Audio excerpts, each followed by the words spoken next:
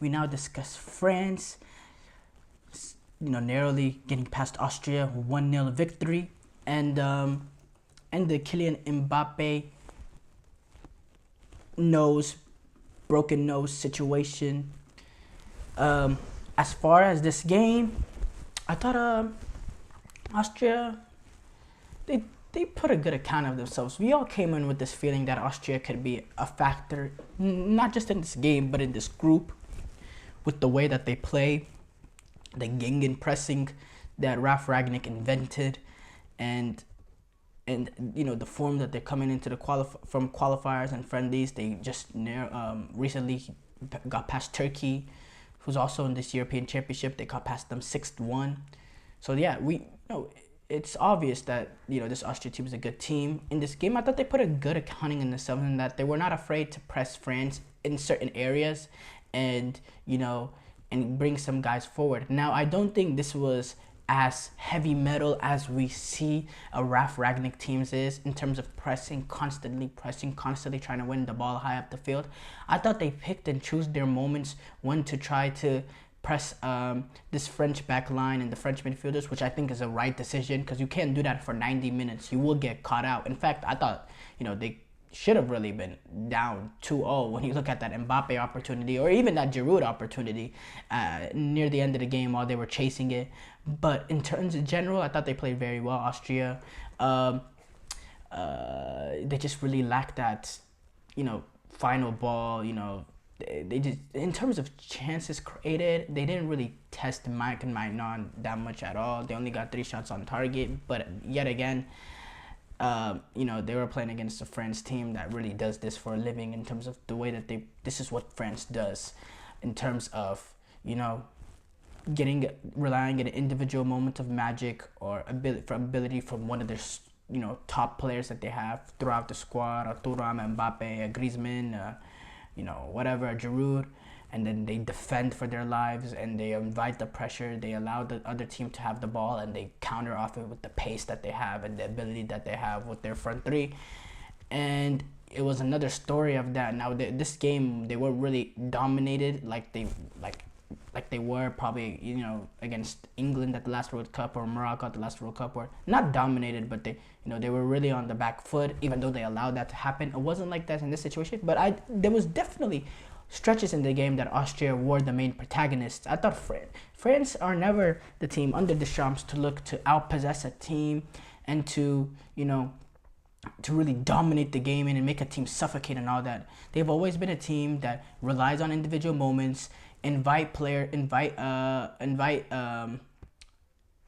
the other team to have the ball, and invite them to come into their side of the field and push players forward, and then once other team push players forward, take advantage by getting the ball back, winning it, or defending, and then getting the ball and then countering, and relying on individual moments of magic from the ability. They've really done that brilliantly over the past few international competitions. That's what they do, and it was another story of them doing it again.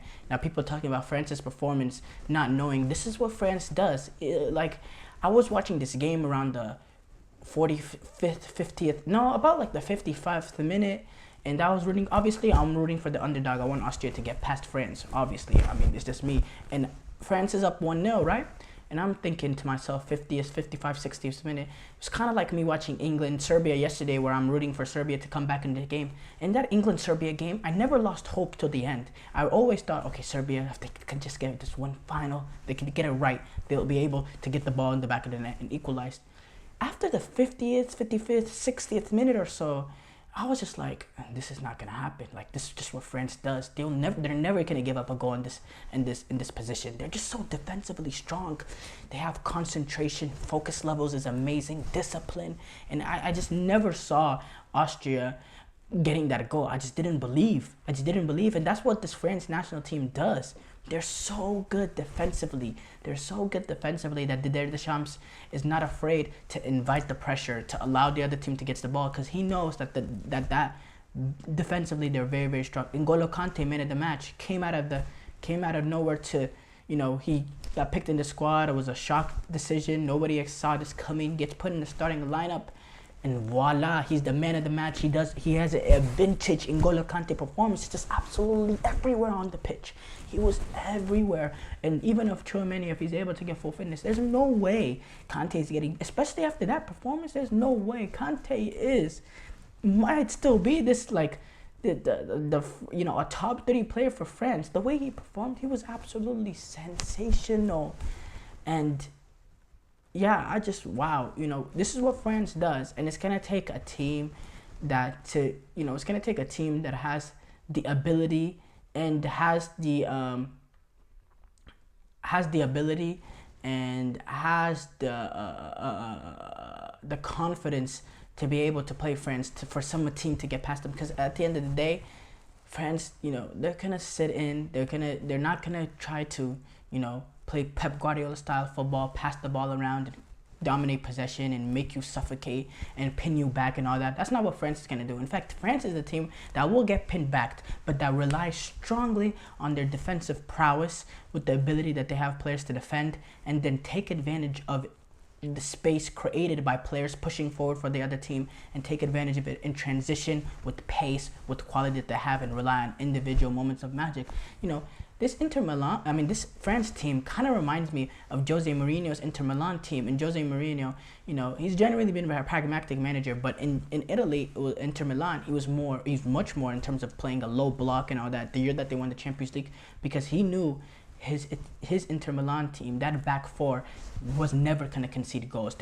He said that's the best defense that he had, that they were best for low blocks, because they could invite the pressure. They could, they didn't need to go out and chase, get 3 or 4 goals, because they were not going to concede goals in general. So if they just kept it tight, just didn't concede a goal, and they got 1 goal in transition or 1 moment of brilliance, and that would have been enough to win the game. And that's kind of what we've seen from this France team under Didier Deschamps. It was the reason why they won the World Cup in 2018, especially in that Belgium game. It was the reason why they got to the final in 2022, when you see what they did against England, Morocco, and just in general in the tournament in Germany of that last Euros. This is what France does, and yeah, I'll give them the respect that they deserve. They're still the favorites. And I'm not gonna criticize them for this performance. I think this is just generally what France, what France is. I don't understand the criticism surrounding it.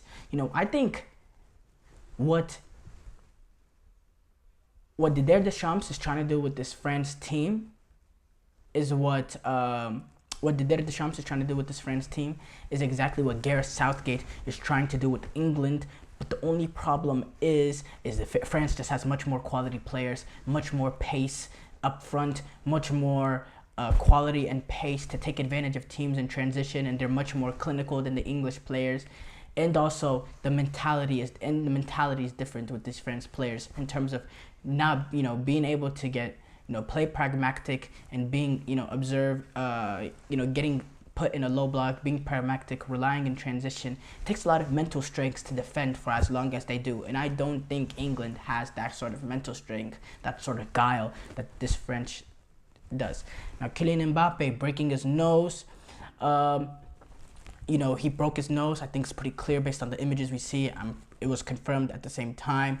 France says Mbappe will need surgery on the nose, which is good news for them. But in terms of this, I think this could bother him. I think this really could bother him in terms of, when you have a broken nose, you struggle in breathing, it's going to be a problem on the pitch. Some player might mess with it too, not on purpose, but you could accidentally get elbowed or something like that could happen.